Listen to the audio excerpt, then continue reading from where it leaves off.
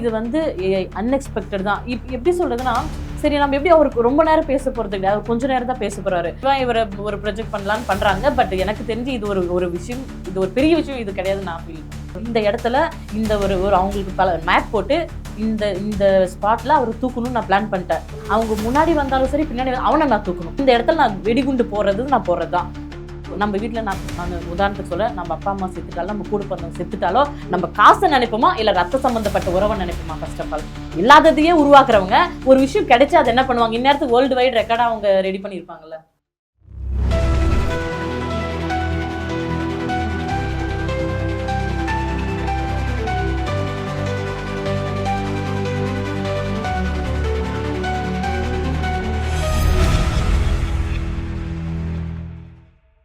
Opposite கட்சியினர், எதிர்கட்சியினர் எப்படி இதை கேட்குறாங்கன்னா, டுவர்ட்ஸ் அவர் வீட்டிலேருந்து கிளம்புனதுலேருந்து ஏர்போர்ட் வந்த டைமு, அவர் வந்து நார்மல் ஃப்ளைட்டில் வரல, அவர் வந்து அவரோட ப்ரைவேட் ஃப்ளைட்டில் வந்திருக்காரு. ஓகேவா? அப்போது எல்லாமே படம் பிடிக்கப்பட்டிருக்கு வித் டைமோட. அப்போ இதை ஒரு ஆதாரமாக அவங்க முன்வைக்கிறாங்க. கரெக்டா? இப்போ நான் கொஞ்சம் முன்னாடி சில பேட்டிகளுக்கு முன்னாடி வேற ஒரு அரசியல் கட்சி பிரமுகரை நான் வந்து சந்திச்சேன் இந்த மாதிரி நேர்காணலுக்காக. அவர் என்கிட்ட கேட்ட கேள்வியுமே அதுதான். அவருக்கு தெரியும் நான் வந்து எந்த கட்சியும் சார்ந்தவங்க இல்லைன்னு சொல்லிட்டு, இருந்தாலும் நான் சில விஷயம் பேசும்போது அவரு அதே சொல்றாரு என்கிட்ட, இதுக்கு நீங்க என்ன பதில் சொல்றீங்க? இதுக்கு டிவிகேல இருந்தே பதில் சொல்லலையே அப்படின்னு கேக்குறாங்க. அப்ப எனக்கிட்டயுமே பதில் இல்லை. புரியுதுங்களா? அப்போ இதுக்கு யார் தான் பதில் சொல்வா? இப்போ இதை நம்ம எப்படியுமே வந்து மழுப்ப முடியாது. ஏன்னா 8:45 ஃப்ளைட்டு, அவர் வீட்டுல இருந்து கிளம்பி ஏர்போர்ட் வந்த டைமே வந்து 8:45. அப்ப அங்கேயே நேரம் தவறிடுச்சு. ஓகேவா? அப்புறம் அங்கிருந்து ஜெட்டு, அதுக்கப்புறம் அங்கிருந்து டிராவலு, அங்க நீங்க வரும்போது அந்த நெரிசல், அந்த பின்னாடி வண்டி எல்லாம் நாங்க வந்து பார்த்துட்டு இருக்கோம். லைவ்ல வந்து எல்லாருமே, நீங்களும் பார்ப்பீங்க, நானும் பார்ப்பேன், மக்களும் பார்க்குறாங்க. அப்போ ஏதோ ஒரு மெத்தனம் அப்படி காரணம் அப்படின்னு சொல்லலாமா? கண்டிப்பா அப்படி அவரு அந்த மாதிரி மத்தவங்களுக்கு கூட அப்படி சொல்லலாம். பட் தளபதி பொறுத்த வரைக்கும் கண்டிப்பா அந்த ஒரு அப்படிப்பட்ட ஒரு ஆட்டிடியூட் இருக்கிறவரை நான் அடிச்சு சொல்வேன். அவங்க ஏதாவது இல்ல இது ஆட்டிடியூடுலாம் பேசல. ஆட்டிடியூடுங்கிற விஷயமே இது இல்ல. அந்த ஒரு குறிப்பிட்ட டைம்க்குள்ள வந்திருந்தா இந்த அசம்பாவிதம் தவிர்க்கப்பட்டிருக்கலாம். கண்டிப்பா இது வந்து அன்எக்ஸ்பெக்டட் தான். எப்படி சொல்றதுன்னா, சரி நம்ம எப்படி அவருக்கு ரொம்ப நேரம் பேச போறது கிடையாது, அவர் கொஞ்ச நேரம் தான் பேச போறாரு. சோ எப்படி இது மாதிரி நடக்கும்ன்றது அவரு ஒரு யதார்த்தமா தான் வந்திருப்பாரு தவிர நடக்கும்னு கண்டிப்பா அவர் நினைச்சு நடக்கும்னு யாருமே எதிர்பார்க்கல. கண்டிப்பா யாரும். இது அன்பார்ச்சுனேட்டா நடந்ததா தான் நான் பாக்குறேன். இதுல பெரிய ஒரு விஷயமா, ஏன்னா ஆப்போசிட்ல இருக்கிறவங்க இது ஒரு குற்றச்சாட்டா, ஏன்னா நிறைய விஷயம் பின்னாடி 100 விஷயத்துல இருக்கு. கண்டிப்பா இப்போ ஆமா சின்ன விஷயத்தை எப்படி சொல்றதுன்னா, அந்த அவங்களுடைய வாதத்துக்கு ஏதாவது ஒரு விஷயம் வேணும் இல்லையா? அவங்க வந்து இந்த டைம் தான் அவங்க வந்து திரும்ப திரும்ப சொல்ற விஷயம். ஒரு பண்ணி இந்த நெகட்டிவா இவரை ஒரு ப்ரொஜெக்ட் பண்ணலாம்னு பண்றாங்க. பட் எனக்கு தெரிஞ்சு இது ஒரு விஷயம், இது ஒரு பெரிய விஷயம் இது கிடையாது நான் ஃபீல் பண்றேன். நீங்க உங்க சார்புல இருந்து இது ஒரு பெரிய விஷயமா நீங்க இதனால இப்படி நடந்துச்சுன்னா கண்டிப்பா இல்லன்னு தான் நான் சொல்லுவேன். ஓகே. ஆனா அது ஒரு காரணமா இருந்திருந்தால் அப்படி எப்படி இருந்து குறிப்பிட்ட டைம்க்கு மேபி நீங்க குறிப்பிட்ட டைமுக்கு இப்போ உங்களுக்கு ஒரு 10:30 மணி ஸ்லாட் கொடுக்குறாங்க, ஒரு 10:30 to 12 ஸ்லாட் கொடுக்குறாங்க இந்த இடத்துல நீங்க பேசுறதுக்கு அப்படின்னு ஒரு 1000 போலீஸாரை வச்சு அந்த க்ரௌட வந்து பாதுகாத்து வச்சிருக்காங்க. அந்த குறிப்பிட்ட டைம்க்கு நீங்க பேசிட்டு நீங்க போயிருந்தீங்கன்னா இப்படி ஒரு விஷயமே நடந்திருக்காது. இல்ல நான் என்ன சொல்றேன்னா, இப்ப ஒருத்தர் ஒரு இடத்துல நம்ம தூக்கணும்னு நான் உதாரணத்துக்கு சொல்றேன். இந்த இடத்துல இந்த ஒரு அவங்களுக்கு பல மேப் போட்டு இந்த ஸ்பாட்ல அவர் தூக்கணும்னு நான் பிளான் பண்ணிட்டேன். அவங்க முன்னாடி வந்தாலும் சரி பின்னாடி அவனை நான் தூக்கணும். புரியுதா உங்களுக்கு? அப்போ அவங்க எந்த டைம் வந்தாலும் இந்த இடத்துல நான் வெடிகுண்டு போடுறது நான் போடுறதுதான். எய்ம் வந்து வெடிகுண்டு போடணும். அப்போ காக்கா உட்கார பணமழை விழுந்துருச்சுன்னு நீங்க சொல்றீங்க. நீங்க நேரம் தவறி வந்திருந்தாலுமே அவங்க பிளான் பண்ணது இதுதான்.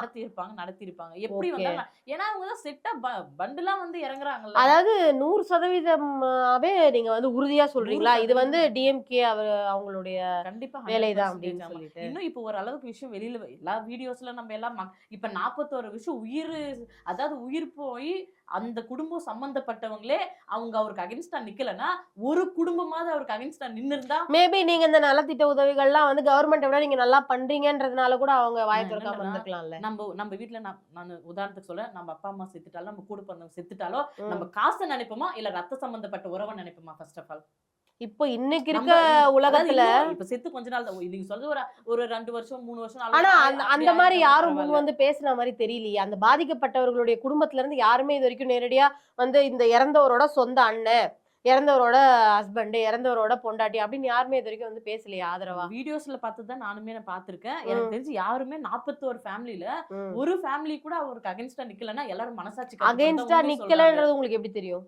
எப்படி கன்ஃபார்மா இப்ப தெரியும் நம்மளுக்கு against ஆ நிக்கலன்னு? இப்ப சின்ன ஒரு விஷயம் ஒருத்தர் வந்து பென்சில் திருடிட்டா கூட இப்பெல்லாம் எல்லா விஷயமும் எவ்வளோ சோஷியல் மீடியால பப்ளிசிட்டியா எல்லா விஷயம் வெளியில வந்துருது. ம், அப்போ ஒருத்தர் அகைன்ஸ்டா நிக்கிறாங்க, எதிர்ப்பா நிக்கிறாங்க, ம். அவர் மேல குற்றச்சாட்டு வைக்கிறாங்கன்னா, இந்த விஷயத்த நம்ம பேசுறத விட ஆப்போசிட்ல இருக்க ஆளுங்கட்சியும் இப்ப டிஎம்கே என்ன பண்ணுவாங்க? இல்லாததையே உருவாக்குறவங்க ஒரு விஷயம் கிடைச்சா அது என்ன பண்ணுவாங்க? இந்நேரத்துக்கு வேர்ல்டு வைட் ரெக்கார்டா அவங்க ரெடி பண்ணியிருப்பாங்கல்ல. அப்ப அப்படி இதுல இருந்தே சொல்றீங்க. நம்மளுக்கு தெரியுதுல்ல. ஓகே. இப்ப வந்து இந்த விசாரணை சுப்ரீம் கோர்ட் வந்து விசாரணைக்கு வந்து எல்லாரையும் வந்து ஆட்கள வந்து நியமிச்சிட்டு இருக்காங்க. இ இத இதனால என்ன நடக்கும்னு நீங்க நினைக்கிறீங்க? இந்த இந்த விசாரணையில தொடர்ந்து நடக்கும் இந்த விசாரணையில என்ன மாதிரியான விஷயங்கள் வெளிவரும்னு நீங்க நினைக்கிறீங்க? அது வந்து நியாயமா நடக்கும்னு நீங்க நினைக்கிறீங்களா? எனக்கு ஹானஸ்ட்டா நடக்கும்னு தான் நான் நம்புறேன். அவங்களும் எங்க கட்சி சேர்ந்தவங்களும் அப்படிதான் நினைக்கிறாங்க. நானுமே பிலீவ் பண்றேன். ஏன்னா, தமிழ்நாடு அரசு நம்ம ஸ்டேட் கவர்ன்மெண்ட் இத ஹேண்டில் பண்ணாங்கன்னா, ம், கண்டிப்பா ஸ்டேட் கவர்ன்மென்ட்க்கு ஃபேவராவும், டிஎம்கேக்கு ஃபேவராவும் தான் அவங்க எல்லாமே அதுக்கு ம். ஏத்த மாரி தான் அவங்க விஜய் அண்ணா, தளபதி அண்ணாவுக்கு நம்ம தலைவருக்கு வந்து அகைன்ஸ்டாவும், அவங்களுக்கு ஃபேவராவும் தான் நம்ம ஸ்டேட் கவர்ன்மெண்ட் வந்து அதுக்கு ஏத்த மாரி தான் சரி. அவங்க வந்து அப்ப செட் இவங்க இப்போ பண்ணுவாங்க. சென்ட்ரல்ல இருந்து வர்றதுனால அவங்க வந்து பிஜேபி அப்புறம் ஏடிஎம்கே அவங்களுக்கு சம்பந்தப்பட்டு சொன்னாங்கன்னா, அது உங்களுக்கு ஃபேவரா? அகைன்ஸ்டா?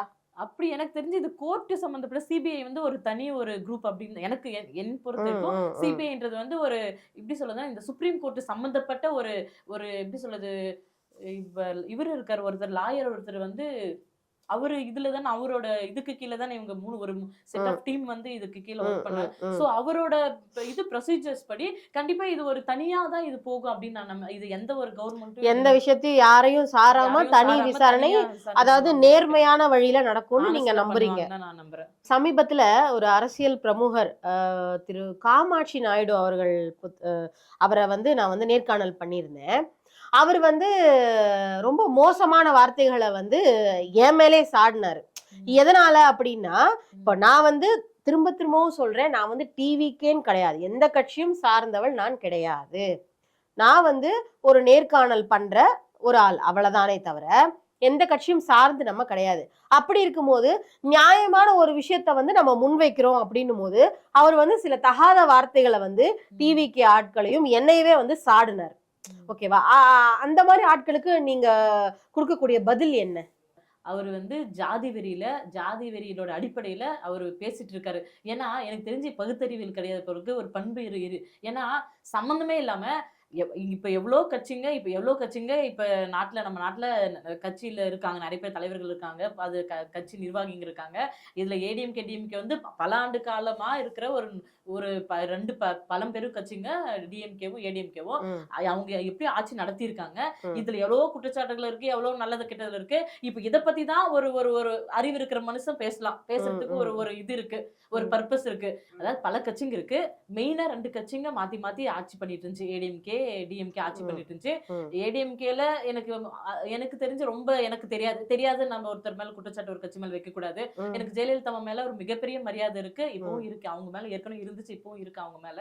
எனக்கு எப்படி சொல்ல அவங்க இருக்கும்போது ஒரு அளவுக்கு கொஞ்சம் அந்த ஒரு பெண் பாதுகாப்பு பிளஸ் எப்படி சொல்றதுன்னா அவங்க ஸ்ட்ரிக்ட்டா இருப்பாங்க. மோஸ்ட்லி நெறைய ம். பேர் அவருக்கு கீழ இருக்கிற நெறைய வந்து காவல்துறையும் சரி, ஒரு நெறைய விஷயத்துல ஒரு பயம் ஆமா. அந்த அம்மா மேல இருக்கிற பயத்துல கொஞ்சம் ஸ்ட்ரிக்ட்டா கண்டிப்பா. இருந்தாங்க. ஆமா, ஆமா. அப்போ ஓரளவுக்கு ரொம்ப அநியாயம் எல்லாம் நடக்கல. ம், ம். ஏடிஎம்கே ஆட்சியில. உண்மை, உண்மை. டிஎம்கே ஆட்சியில வந்து நம்ம சொல்லவே தேவையில்ல. அதெல்லாம் நான் ஒரு பெரிய ஒரு புக்கே எழுதி வச்சிருக்கிறேன். அந்த அளவுக்கு அங்க இருக்கு. நான் இன்னும் அது ம். தனிப்பட்ட இதுல நான் அத பதிவு பண்ற நெறைய விஷயத்த. இங்க கண்டிப்பா. நம்ம இவரு சொன்னதுக்கான பதில் மட்டும் நம்ம பேசலாம். ம். அவரு வந்து எனக்கு தெரிஞ்சு டிஎம்கே கூட ஒரு சேர்ந்த ஒரு ஒரு நபரா ஆமா, தான் இருப்பாங்க. ஆமா, ஏன்னா, ஆமா. அவரால மட்டும் தான் இந்த மாரி பேச முடியும். இவரோட தனிப்பட்ட கட்சிய வந்து டிஎம்கேவோட இணைச்சிருக்காரு அவரு. ஏன்னா மத்த தனிப்பட்ட ஒரு நபரால, இல்ல பொதுமக்களாலயோ, இல்ல யாராலயுமே இந்த மாரி ஒரு சில்லறத்தனமா, கேவலமா, ஒரு பண்பு இல்லாம, ஒரு தராதரம் இல்லாம பேச முடியாது யாராலுமே. ஏன்னா ம், டிஎம்கேக்கு சம்பந்தப்பட்டவங்களா இருந்தா மட்டும் தான் ம், ஒரு ம், ஒரு ம். பெண்களையும் சரி, இல்ல பொதுவாவும் சரி, ஒரு கேவலமா பேசுறது, அசிங்கமா பேசுறது, ஒரு மேடையில வந்து எப்படி பேசுறதுன்ற கூட ஒரு மேடை நாகரீகம், சபை நாகரிகம் இல்லாம ரொம்ப ஒரு சில்லறத்தனமா பேசுறது வந்து இவங்களால மட்டும்தான் முடியும். அதை நான் அடிச்சு சொல்வேன் எங்கனாலும்.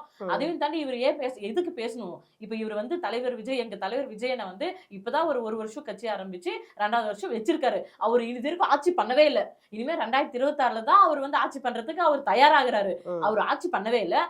அவர்கிட்ட சொல்றதுக்கு பிளஸ் மைனஸ் ரெண்டுமே இல்ல. இவர் ஏன் இது வரைக்கும் ஏன் பண்ணலன்னு ஒரு கொஸ்டின் கேட்கறதுக்கான பர்பஸும் கிடையாது. இது வரைக்கும் ஏன் இவர் பண்ணிட்டாரு, இந்த விஷயம் பண்ணிட்டாருன்னு சொல்றதுக்கான ஒரு பர்பஸும் கிடையாது. இவர் வந்து தனியா ஒரு கட்சி ஆரம்பிச்சு சுயமா நிக்கிறாரு. இது மட்டும்தான் அவர் மேல நம்ம பேசுறதுக்கு ஒரே ஒரு விஷயம். இவர் 2026ல எங்க தளபதி வந்து சிஎம்மா ஒரு கேண்டிடேட்டா நிக்கிறாரு. மக்களுக்காக நல்லது செய்வாரு. இது ஒரு கான்செப்ட் தான். இதுக்கு முன்னாடி அவர் என்ன பண்ணாரு, என்ன பண்ணல, இவரை பத்தி பேச வேண்டிய கான்செப்டே இல்ல. ஆனா சம்பந்தமே இல்லாம அவரை பத்தி நெகட்டிவா பேசுறது, கேவலமா பேசுறது, அசிங்கமா பேசுறது. இன்னொன்னு, இத பத்தி பேசுறதே ஃபர்ஸ்ட் ஆஃப் ஆல் ஒரு மூளை இருக்கிறவன் பேச மாட்டான். அது பேசுறது தப்பு. ஃபர்ஸ்ட் ஆஃப் ஆல் அது ஒரு கர்ட்டஸியே கிடையாது. ஏன்னா ஒரு ஆட்சி பண்ணியிருந்தாலும் ஒரு 5 வருஷம் ஒரு வருஷம் ஆட்சி பண்ணியிருந்தா கூட அவர்கிட்ட இருக்கிற பிளஸ் அண்ட் மைனஸ் சொல்லலாம், இல்ல அவர்கிட்ட இருக்கிற குறைகள் சொல்லலாம். அவர் அரசியலுக்கு இது களத்துல என்னென்ன பண்ணியிருக்காரு, பொதுமக்களுக்கு என்னென்ன பண்ணியிருக்காருன்னு பல கருத்துக்கள் முன்வைக்கலாம். எந்த ஒரு விஷயமே நடக்கல. இனிமேதான் ஒரு கேண்டிடேட்டா நிக்க போறாரு. இவர் பத்தி பேசுறதுக்கான விஷயமே எதுவும் இல்ல. அது அப்படி இருக்கும்போது அறிவே இல்லாம அவர் பத்தி சம்பந்தமே இல்லாம அசிங்கமா கேவலமா என்ன டைம் பாஸ் பண்ணணுன்றதுக்காக ஏதோ ஒண்ணு கொஞ்சம் சொம்பு தூக்கணுன்றதுக்காக இல்ல இப்போ அவரை பத்தி பேசினா வந்து கொஞ்சம் ஃபேமஸ் ஆயிடலாம் அப்படிங்கிற எண்ணத்துல கூட பேசிருக்கலாம்ல.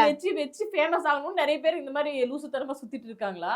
இல்ல சொல்றேன், அப்படி ஒரு விஷயம் இருக்கலாம்ல அப்படிங்கிறேன் நான். மேபி அப்படியும் வாய்ப்பு இருக்கு. இவரை வச்சு நிறைய பேர் வந்து நெகட்டிவா பேசியும், ஏன்னா விஜய் அப்படின்ற ஒரு நேம் எடுத்தாலே நம்ம ஒரு மாதிரி எல்லாருக்குமே ஒரு ஃப்ரேம் ஆகுது இல்ல. அந்த ஒரு அடிப்படையில கூட எனக்கு தெரிஞ்சு சொம்பு தூக்குற சார் டிஎம்கே சம்பந்தப்பட்ட ஆள் பேசியிருக்கலாம். அவரு அதுதான் கர்ட்டஸி இருந்தா ஃபர்ஸ்ட் ஆஃப் ஆல் அவர் பேச வேண்டிய அவசியமே இல்ல.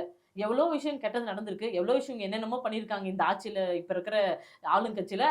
அதெல்லாம் நம்ம லிஸ்ட் எடுத்து பேசணும்னு ஒரு புக் இருக்கு. அதை தனியா ஒரு நாளைக்கு அது பேசலாம். அதெல்லாம் ஒரு நிறைகள் குறைகள் அதை பத்தி பேசாம சம்பந்தமே இல்லாம இவரை பத்தி பேசணும். அது முட்டாள்தனமான விஷயம் தானே. கண்டிப்பா. அதை விட்டுட்டு நீ ஏன் முதுகு பின்னாடி போற, முதுகு பின்னாடி பர்சனலா இருக்கிற விஷயத்த நிறைய பேர் கிளப்பி விட்டுட்டு இருக்காங்க. நான் உங்களுக்கு எல்லாருக்குமே தான் இந்த பதிவு பண்றேன். நம்மளோட வரலாறை பத்தி தோண்டி துருவி அதை எடுத்து வெளியில எட்டுன்னு வந்தாங்கன்னா நம்ம வெளியில சபையில நிக்க முடியுமா? ஒருத்தன் கெட்டவன், ஒருத்தன் அதை பண்ணிட்டான், இதை இடுப்பு கிள்ட்டான், அவன் பர்சனல் 1008 பிரச்சனை. நான் என்னன்னா பயத்தை வந்து அதை வெளிப்படுத்த முடியாம இப்படி வாந்தி எடுத்து வெளிப்படுத்திட்டு இருக்காங்கன்னு நினைக்கிறேன். அவரோட கூத்தாடி நிறைய பேர் லூசுத்தனமா பேசிட்டு இருக்கிறது, அவங்க எல்லாருக்கும் என்னென்ன வேணும்னு கேட்டு அவங்கள கவனிச்சுக்கிறது ஆகட்டும், ஒரு தனி மனுஷனை ஒரு தாக்குறது, அவர் மேல ஒரு குற்றச்சாட்டு வைக்கிறது, அவளை அசிங்கப்படுத்துறது எனக்கு தெரிஞ்சு எச்ச வேலை நான் நினைக்கிறேன்.